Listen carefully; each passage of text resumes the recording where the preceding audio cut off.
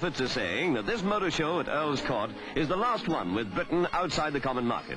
Already the automobile industry in this country accepts the challenge of selling in the Continental countries.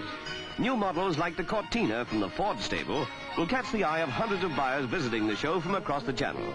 The British Motor Corporation ranges over the entire field of motoring, meeting almost every need and every purse.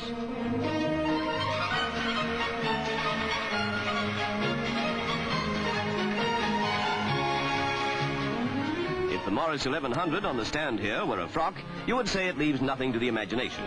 Everything that makes the wheels go round is on view. Looking at that exciting power unit of the Mini Cooper are Val Guest and Yolandi Donlan. A combination, this engine and chassis, of economy and performance.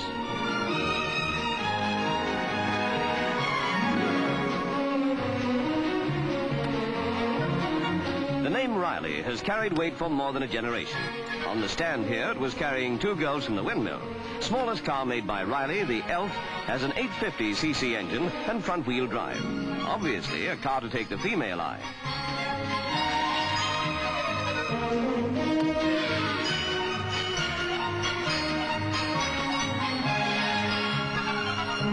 The Hillman Super Minx is an eyeful, standing up to the competition of the three lovelies trying it out for comfort.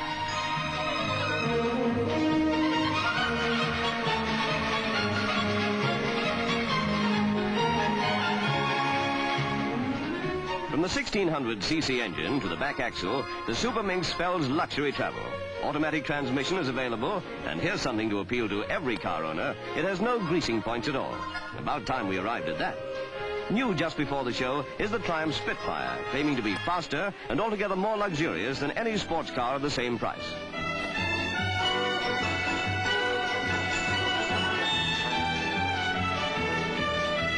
Twin carburetors serve the Spitfire's hotted-up version of the Herald engine.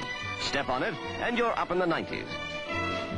In another price range, the 3,000 to 4,000 pound class, the Jenson, with that fugitive from the Whitehall, Brian Ricks, quite interested. The engine, a 6-litre V8.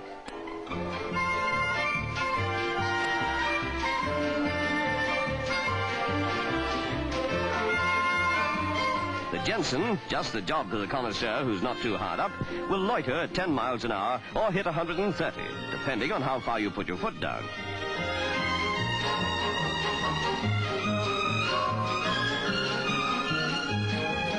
Rovers aren't showing that gas turbine car all the motoring world's waiting for, but in the conventional field, their 3-litre models and others of their range attract a big following. However many people get to the motor show, millions who'd like to can't go. So Pathé News lavishly covers it in Technicolor and brings it to you in this theater.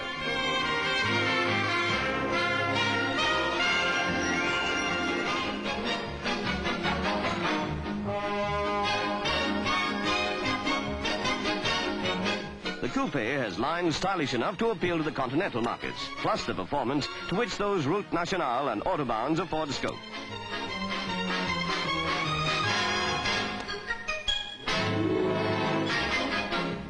For a fellow obviously something in the city, the Ford Zephyr looks just the ticket. What a pity. It's for the police.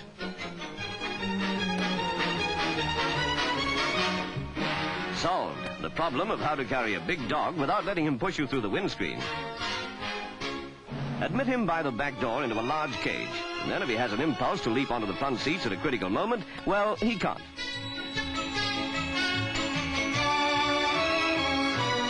Jaguar is a magic name on both sides of the Atlantic. Lord Montague must have found the E-Type quite a contrast to those vintage cars he collects at Bewley. This car industry is one of Britain's big dollar earners. Perhaps in the next few years, it will expand and put us really on the map of Europe. Certainly, this model has been an outstanding success since it erupted on the sports car world less than 2 years ago.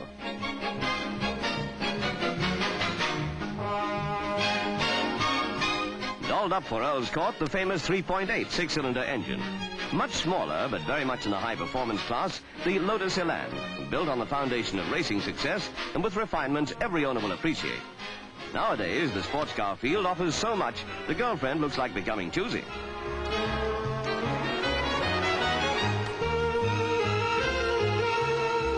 Somebody's fascinated by those headlamps. These These days, everybody has motoring jargon on the tip of his tongue. Salesmen can't afford to bluff. And anyway, bluff isn't called for. The Lotus Elan has twin two-choke carburetors and, of course, disc brakes. The MG 1100, a winner in its class if ever there was one. As for the Continental Bentley, where is the motorist with 9,000 pounds to spare who could possibly resist it?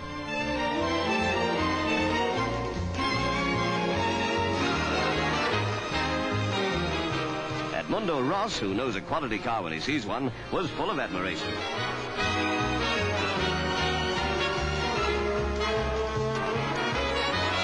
It's bewildering, this multitude of fine cars, more than holding their own in the world's most competitive industry. Manufacturers are now concentrating their gaze on the lands across the Channel, where in all probability, great new markets, the common market, await those who can deliver the right goods at the right price. If this year's motor show is any guide, the British car industry will rise to the opportunity.